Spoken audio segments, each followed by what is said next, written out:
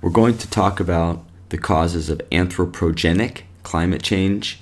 Anthropogenic means anthro, man, genic, to cause. So climate change caused by man. We'll know what is radiative forcing, what are the greenhouse gases, and we'll talk about the positive and negative feedback mechanisms. At the end of this video, make sure you know the difference between the greenhouse effect and the ozone hole. It's going to be tested on the final for sure. So in a nutshell, increased carbon dioxide and other heat-trapping greenhouse gases produced by our activities are resulting in an average global temperature increase.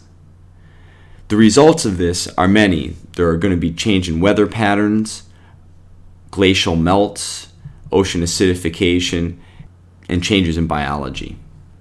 Global climate change was first predicted many years ago by Schwartz, where he recognized that the increase in carbon dioxide would cause global warming. However, he thought it would take many centuries because he didn't anticipate the exponential growth of our industrial activities. And he also thought it would be good. Of course, Schwartz lived in Sweden, where it's always cold. What we're looking at here is the intensity for different wavelengths of something that's hot. This would be 3,000 Kelvin, 4,000 Kelvin, 5,000 Kelvin. Oh, incidentally, the sun is around 5,600 Kelvin, so the sun is a little warmer than this. So when things are hot, they glow. And we see two effects. As they get hotter, they glow with greater intensity. Additionally, their emission peaks at higher and higher frequency or shorter and shorter wavelength. So these longer wavelengths are infrared and ultraviolet, and in between we have visible. And because the sun is a little hotter than 5,000 Kelvin, its greatest amount of radiation is in the visible, which we can see. However, cooler things like our bodies, for instance, radiate only in the infrared. And so if we look at the heat flows with the Earth, which we've studied before, light comes to us from a very hot body at very short wavelengths. However, the Earth is not near as warm, and we cool off with longer wavelengths in the infrared. These energy flows should be in balance if the Earth's temperature is not to change. So all of the energy we get via the sun in high frequency light, we should emit in low frequency light into space. If we were to prevent the Earth from radiating infrared light, then it would get warmer. As it got warmer, this infrared radiation would increase, bringing us into a new equilibrium, but at a higher temperature. And so we see this is exactly what happens. If we look at the emission spectrum of the sun, centered around the visible light, and the radiation spectrum from something cooler like the Earth, we peak in the infrared. The curves represent the spectra of the black body. The colored portions underneath represent the portion of that spectrum that can penetrate the Earth's atmosphere.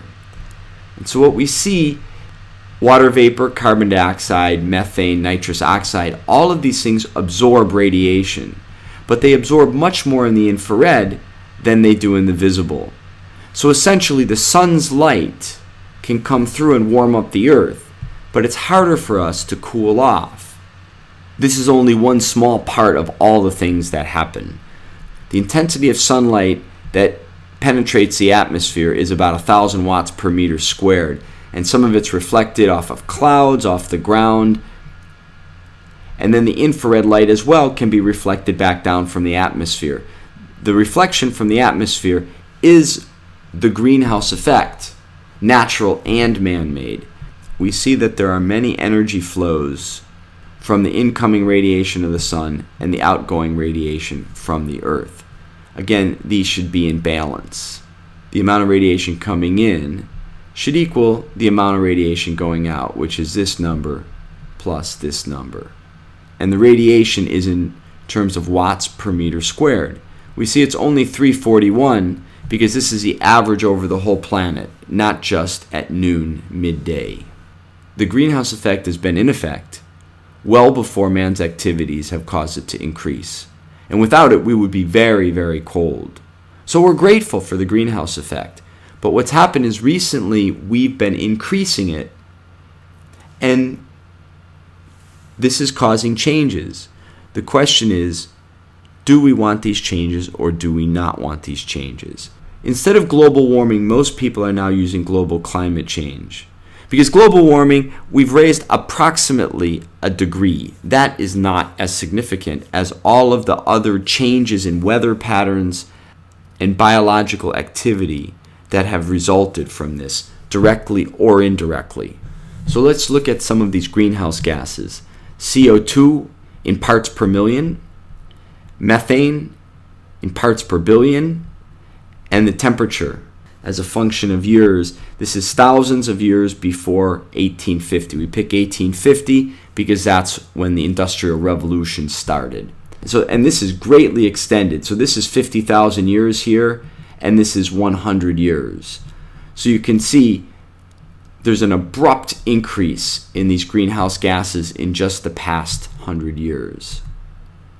Where do they come from? Burning, agricultural, and industrial activity. And here's a big one too, deforestation. Because the forests are responsible for sequestering carbon dioxide. That is, during the day, they photosynthesize, they absorb carbon dioxide and turn it into wood, biomatter. Human contributions to greenhouse gases: carbon dioxide, methane, chlorofluorocarbons, those are refrigerants, water vapor, and nitrous oxide. For instance, in Arizona, because of all the fountains and lakes and watering of grass, it's now not an arid environment anymore. So that's one example of the water vapor that we're putting in the atmosphere. Sources of carbon dioxide almost perfectly reflect our energy use. A third transportation, a third goes to electricity, and a third goes to industrial and residential. We can look at these greenhouse gases. This is carbon dioxide equivalents.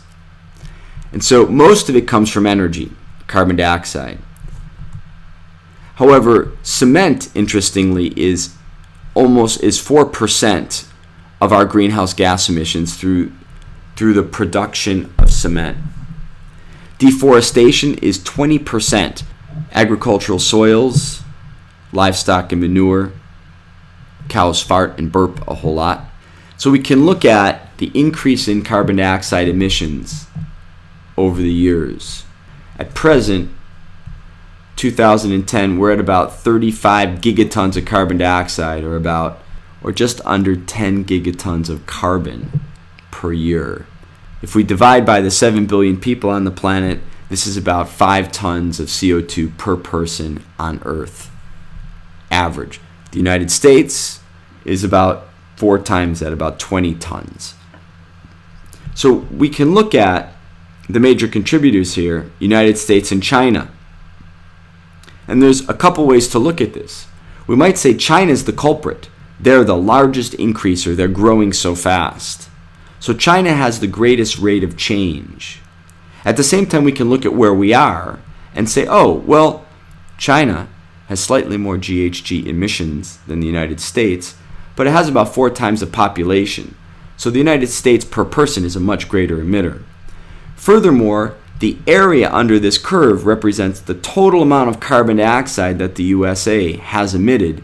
And we can see when we look up in the atmosphere, the greatest portion of the carbon dioxide that exists there is because of our activities. So the United States has the greatest integrated amount. United States has 4 times per person the emissions of China, but China is increasing the fastest. It's worth noting